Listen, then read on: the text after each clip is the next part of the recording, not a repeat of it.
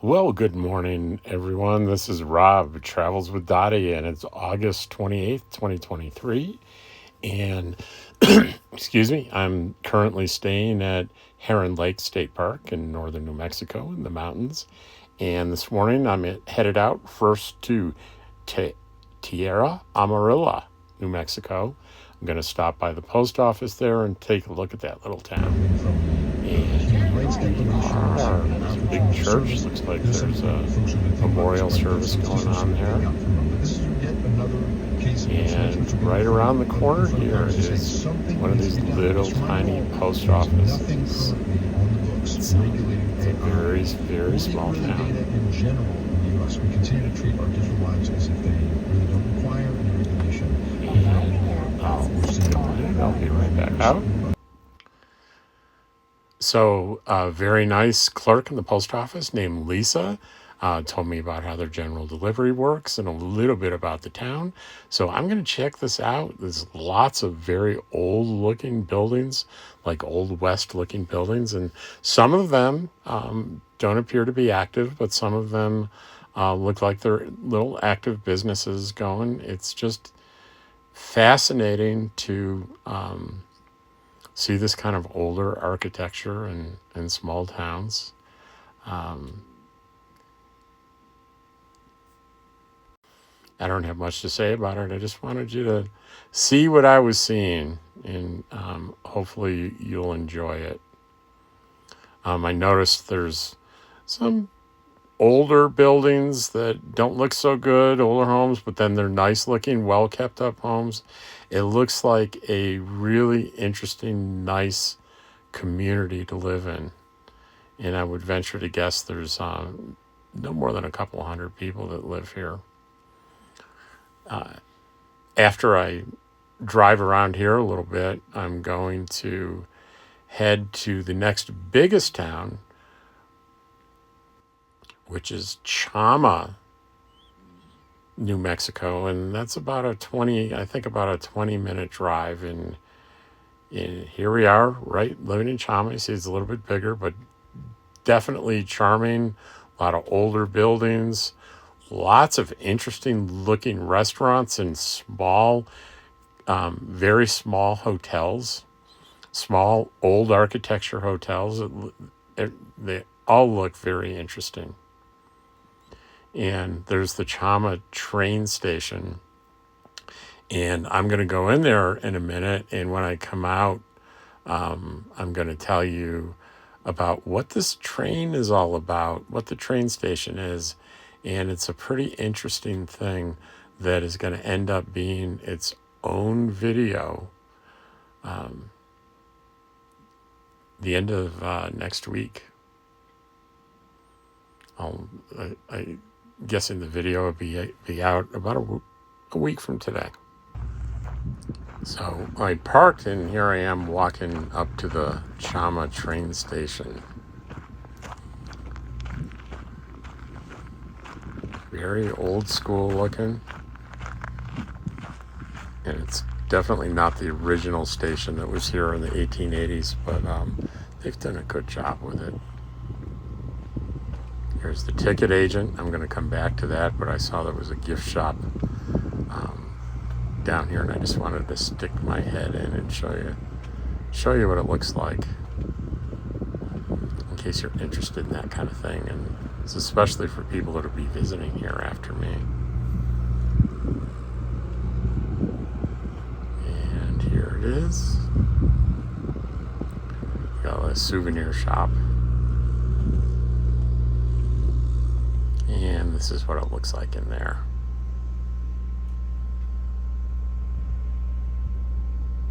Coffee cups and stuff, and it's kind of a nice t-shirt.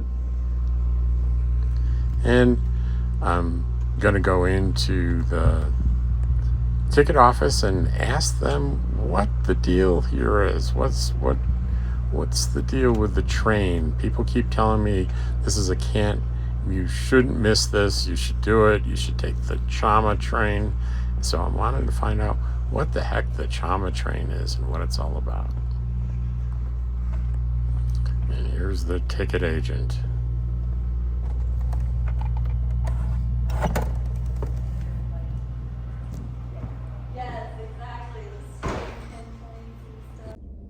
So guys, I just get out of the railway station. I went to make some inquiries and I bought myself a ticket. It's the Cumbrae and Toltec Scenic Railroad, and it's was voted the #1 scenic rail tour in the whole country.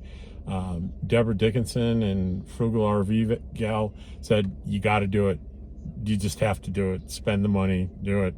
So I researched it, and it is a 63-mile trip between Chama, New Mexico, and let's see, to Antonito, Colorado. And it's an amazing, it's an old-fashioned train.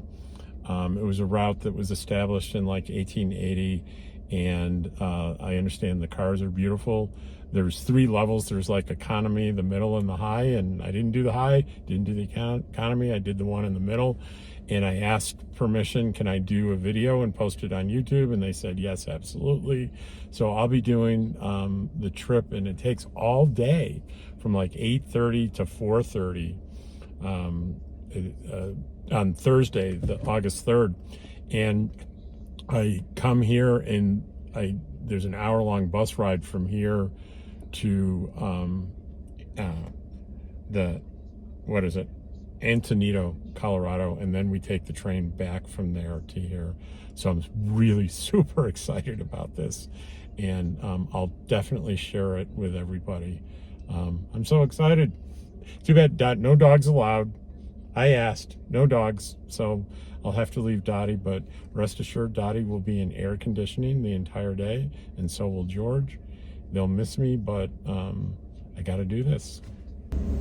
So I thought it was going back the other way, give you another view of the center of town and, little businesses you can spot on either side. Like I said, there are lots of interesting looking restaurants and at least a couple of old-fashioned looking, very small hotels that would be fun to stay in if you're not camping like me. It's just got a real positive, friendly vibe to the town.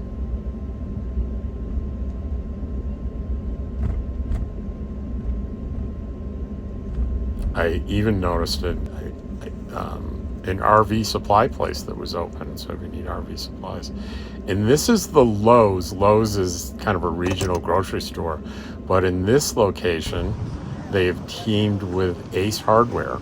So it's kind of more along the lines of the old-fashioned general store, because you can get more than food, but I'm here for food. But I'll show you in a minute the other things. We are getting some mushrooms and some tomatoes.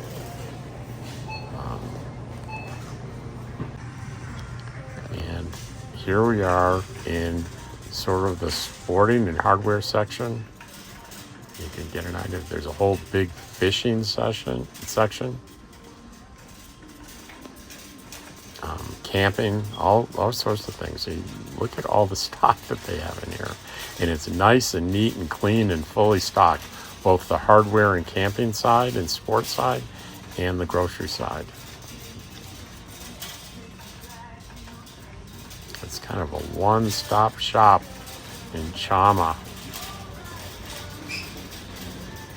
So if this doesn't interest you, just fast forward through it. But there are people that certainly, if you're ever going to visit here, you'll want to know what's available. What stuff can I get?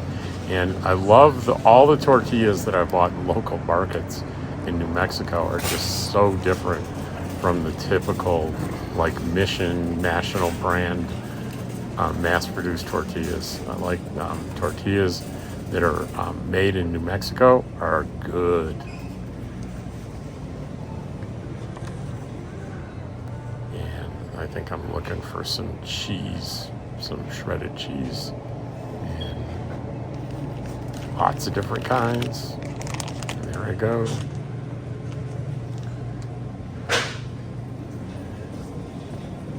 And I think what's next here is Dottie food. I got to get hamburger for Dottie's to make Dottie's food. About every 10 days or so, I have to get some ground beef and what I realized when I got home, what I forgot is the 4 cans of vegetables. Usually what she likes is peas. I get 4 cans of peas, and I forgot. So I'll have to make another trip at some point to get the canned peas.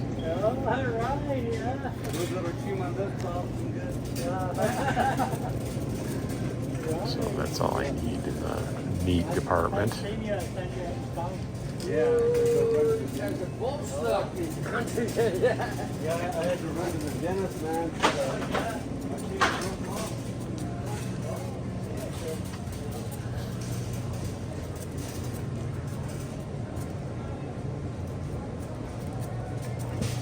Not sure why I chose to go up the same aisle again.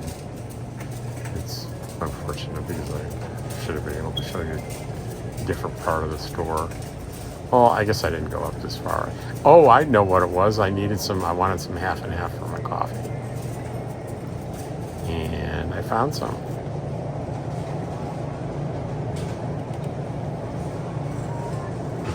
Check the date, like September 10th, so I think I'm good.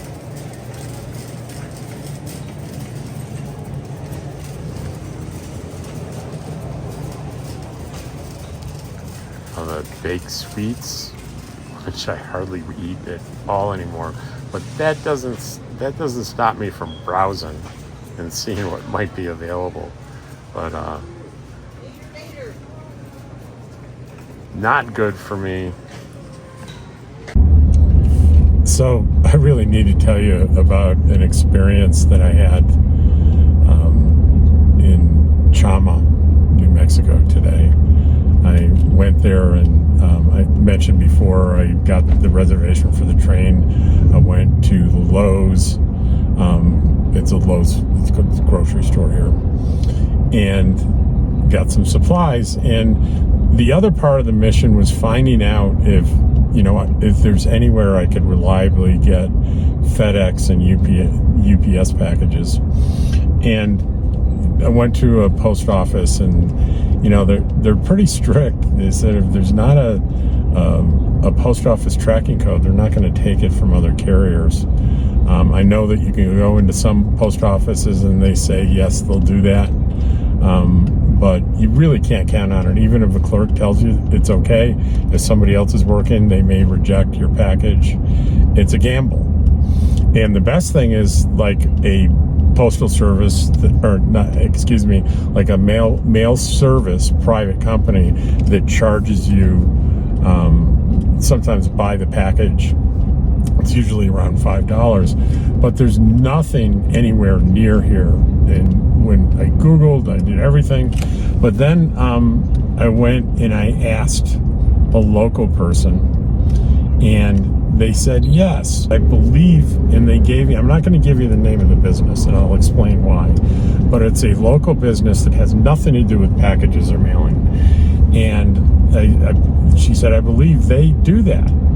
And I was very skeptical. So I went to this business. There was a young lady in there. I said, this is going to sound very odd, but I was told that you'll receive FedEx or UPS packages for people. And she goes, yes, we do. And I said, how much is it? She said, we don't charge for it. I said, really? You do this just as a service to people in the community? And she goes, oh, yes, we do that. And I noticed there was a table with 4 or 5 packages on there. And I said, I'm absolutely willing to pay you. She said, absolutely not. So I'm not going to give that out, unfortunately, because I agreed not to, because they don't want to be inundated by vacationers. And that's understandable. But that's not going to prevent you, if you come to Chama, if you ask around local people, you may get the same information that I did. I wish I could tell you. I really can't, because I gave my word. But is more in these small towns that I go to, the kindness that I encounter is really pretty incredible. And in this case, some of it needs to remain anonymous, but the genuine kindness, my faith in humanity is really being somewhat restored by being a full-time RVer and traveling. It is, And it warms my heart. It feels really good. And if you do the political social media and CNN and Fox News and CNN, whatever way you get your national news information, it really it gives you the impression that things are going downhill really fast in the Great Divide in this country. Well, the Great Divide, I get it. It exists with people that have very strong political beliefs. But when you go out into the world, into the heart of America, and you interact with people individually, and the topic of politics rarely comes up, I haven't covered it up at all. You find kind, generous people everywhere. Well, for some reason, the video cut out in the car there, and I was just about to wrap up the video. And I wanted to just emphasize that despite the media's portrayal of the Great Divide that's so vehement between people, when you get out into the heartland of America and you deal with people individually, that is not evident at all. The generosity and kindness of Democrats, Republicans, Trump supporters, Biden supporters, it's there and it's heartwarming to know. And it's one of the amazing benefits of being a full-time RVer and traveling and meeting new people.